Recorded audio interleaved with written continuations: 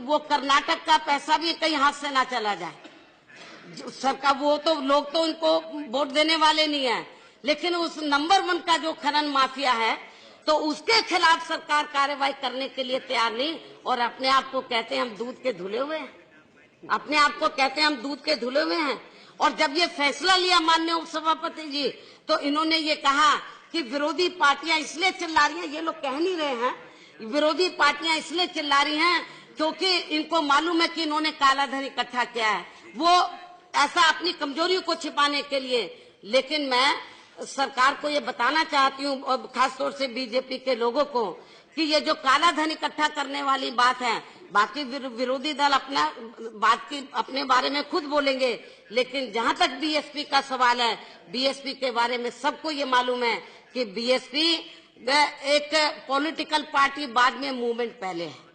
Bahujan Samaj party ने अभी तक जो अपनी मूवमेंट को यहाँ तक पहुंचाया है, परम पूज्य बाबा साहब डॉक्टर अंबेडकर के बताए हुए रास्ते पर चलकर इस मूवमेंट को जो अभी तक इधर यहाँ तक पहुंचाया है, तो हमारी पार्टी ने इस देश में जो गरीब लोग हैं, जो मेहनत कश लोग हैं, मध्यम वर्गीय लोग हैं, तो उनके खून पसीने की कमाई से मेंबरशिप के जरिए, उनके डोनेशन के जरिए हमने धन इकट्ठा करके अपनी पार्टी को यहाँ तक पहुँचाया है। हमारी पार्टी ने भारतीय जनता पार्टी की तरह विदेशों से चंदा नहीं लिया है। हमारी पार्टी ने भारतीय जनता पार्टी की तरह बड़े बड़े पूंजीपतियों से, धन्ना सेठों से पैसा लेकर या फर्जी मेंबरशिप बनाकर तो हम लोग अपनी पार्टी नहीं चलाते हैं। हमारी पार्टी ईमानदारी निष्ठा से तो अपनी पार्टी को चला रही है। इसलिए आप लोग अपनी इस कमजोरी को छिपाने के लिए आपने ये जो 10 महीने का कहा कि हमने तैयारी की है, ये बिल्कुल गलत है। आपकी कोई तैयारी नहीं थी। 10 महीने में केवल आपने अपना पैसा ठिकाने लगाया है। 500 और 1000 का जो है, और जो बड़े बड़े पूंजीपति हैं उनका पैसा ठिकाने लगाया, गरीब लोगों की तरफ, मध्यम वर्ग के लोगों की तरफ, और जो मेहनत कश लोग हैं उनकी तरफ आप लोगों ने ध्यान नहीं दिया। और अपनी इस कमजोरी को छिपाने के लिए अब आप लोग विरोधी पार्टियों के ऊपर और खासतौर से बीएसपी के ऊपर आप लोग ये आरोप लगाएं कि ये लोग दाल में कुछ काला है इसलिए लोग विरोध कर रहे हैं। मैं समझती हूँ ठीक नहीं है। तो और इसलिए तो 10 महीने का समय बहुत होता है अपनी कमी को छिपाने के लिए। आप ये कह रहे हैं कि हमारी पूरी तैयारी थी, ये आपकी केवल हवाई बात है। इसलिए इनका ये फैसला देश में जनहित में ना होकर पूर्ण रूप से अपने राजनीतिक स्वार्थ वाला ही है। और यदि इनकी वास्तव में 10 महीने की इस मामले में पूरी तैयारी होती तो फिर पूरे देश में ऐसे आर्थिक इमरजेंसी व भारत बंद वाले हालात पैदा नहीं होते, ना कि आतंकवाद का इनको अपनी सहारा लेना पड़ता अपनी इस कमजोरी को छिपाने के लिए। और जैसा कि मैंने आप लोगों को बताया कि ना इन लोगों को विरोधी पार्टियों पर हमला बोलना पड़ता कि ये अपनी कमजोरी को छिपाने के लिए, इसलिए ये हमारे इस सही फैसले का ये विरोध कर रहे हैं। और साथ ही ना ही माननीय प्रधानमंत्री जो को किस्म किस्म की इमोशनल ब्लैकमेलिंग यानी कि भावनात्मक ड्रामेबाजी करनी पड़ती, और ना ही इनको अपनी बूढ़ी माँ को भी तो बैंक में पैसा बदलवाने के लिए आसमान के नीचे उनको लाइन में खड़ा करना पड़ता है। ये जो किस्म किस्म की ड्रामेबाजी इनको नहीं करनी पड़ती, और ना ही इनको अब 50 दिन का अपनी कमियों को दूर करने के लिए जनता से समय मांगना पड़ता। मैं पूछना चाहती हूँ माननीय उपसभापति जी आपके माध्यम से सरकार से, ये एक तरफ तो कहते हैं हमारी 10 महीने से पूरी तैयारी चल रही थी, तो फिर ये 50 दिन का समय और क्यों मांग रहे हैं अपनी तैयारी, अपनी कमियों को दूर करने के लिए? तो जरूर कुछ दाल में काला है। दाल में नहीं, पूरी दाल ही काली लग रही है ये।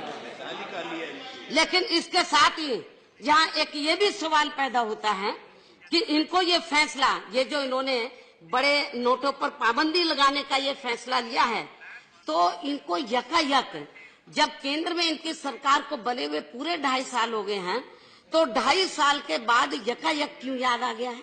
और जबकि उत्तर प्रदेश, उत्तराखंड, पंजाब और अन्य और 2 राज्य है, तो 5 राज्यों में जब विधानसभा का आम चुनाव होने के लिए मुश्किल से इलेक्शन अनाउंस होने के लिए 1-1.5 महीने का समय बचा है, तो अब इनको याद आ गया बड़े नोटों पर पाबंदी लगाने के लिए।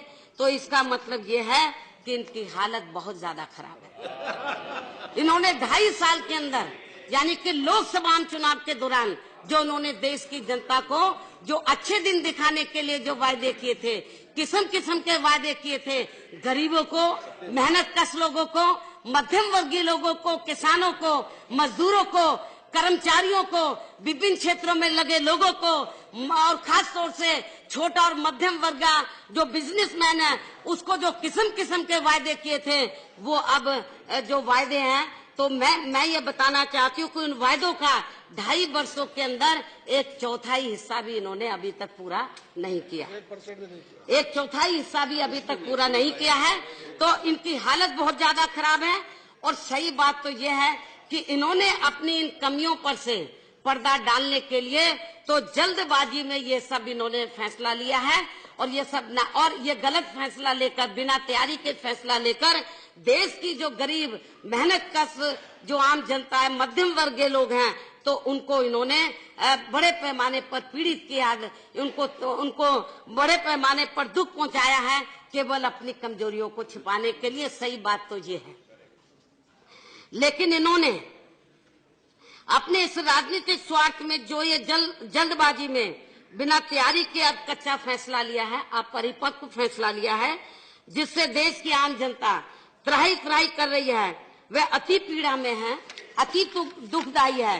तो इससे इनको 5 राज्यों में मैं आज बताना चाह रही हूँ, आप लोग सुन लो और सुन के माननीय प्रधानमंत्री जी को भी बता देना।